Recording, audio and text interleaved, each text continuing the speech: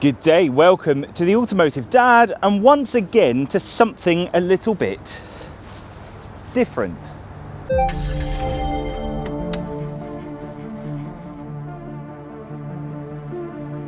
Now, you see, every family road trip can kind of have a lot of different elements, but our family road trips always consist of automotive ventures, and this one is no different. So we've packed our own Skoda Octavia VRS, driven all the way to Stuttgart to visit the Mercedes-Benz Museum. So with the help of Mercedes-Benz Classic, I'm here to show you round and show you kind of what there is to see. And no, before anyone says it, I'm not paid to do this. We were visiting, I reached out to Mercedes-Benz and they made this happen and let me film the duration of the visit. So hopefully you enjoy what you see. Now, from the moment that you step in, you notice that the Mercedes Museum is not a small thing, considerably bigger than the Porsche Museum. In fact, when you step into that main lobby area, you suddenly go, well, this is absolutely ginormous. Are my kids going to last going round? And the answer is, well, let's find out. So one futuristic space shuttle up, and you're met by, well, where Mercedes-Benz started, horse-drawn carriage, and then very abruptly into the start of the history, which shows you exactly where they've come from, exactly how they've developed. They also show you how they've developed through all the different utilities over the years and how so many different places used them. So it goes from literally horse-drawn carriages straight up to, well, here's an engine, and here's some really early electric stuff, and here's a car that looks like chitty chitty bang bang. So far, Elodie's pretty much enjoying herself, and she's found something that she immediately wants to show me. Play with it.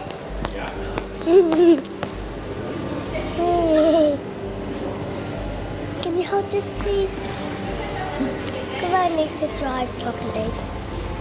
Because this is a real sad bit. Moving onwards to some of the bigger stuff, buses throughout the years, all sorts of different iterations, bigger vehicles with a good view. And that's exactly what my kids wanted to have a look through.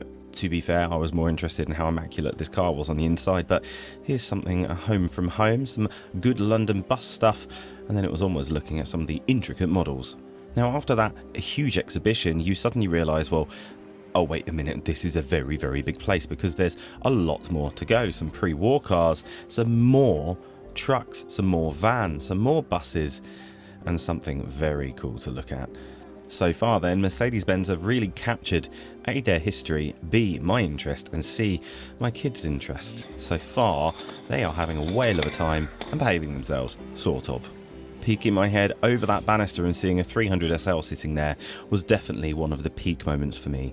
These were my favourite classic car era, and it didn't stop there. From there you could see all sorts of other things, including, guess what, more trucks, more police cars, and more everything that my kids were interested in, including getting in a bin lorry, and you can imagine just how exciting that was for them. So really by this point I'm realising that this museum pretty much has everything, but wait a minute, we're not even halfway through. They've even got a Unimog.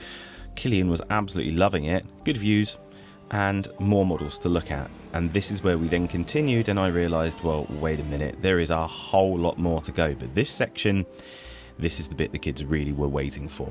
That's right, a bus that you can get in and pretend to drive. Both kids had a go. Then I thought it would be rude for me not to have done it. Have a look around, family at the back, having a whale of a time.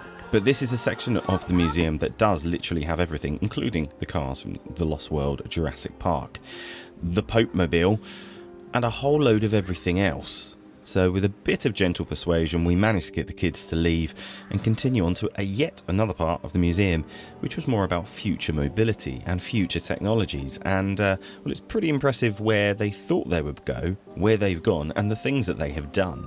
Then you find yourself walking straight into what I would affectionately call modern classic cars. Cars which were, well, very important to modern culture. They've made a really big deal out of this, and it's quite impressive to see. But now we're on to the final part of the museum. As the kids are starting to get a bit tired, we look at some of their racing heritage and even have a go ourselves at changing some tyres on an F1 car, sort of. Elodie came up and said, I want to go, so why not? Let's give it a go. And to her credit, she did really well. She watched me once and she knew exactly what to do. So as we reach the end, you look back and you see exactly where they've come from. exactly where they are and kind of exactly where they're going.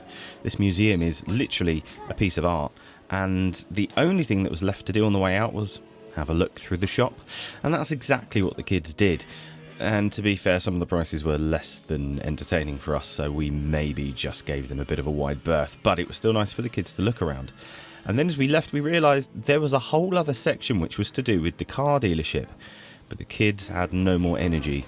And that was basically where we called it, and we said goodbye, thanks for our parent parking spot right by the entrance, and see you next time.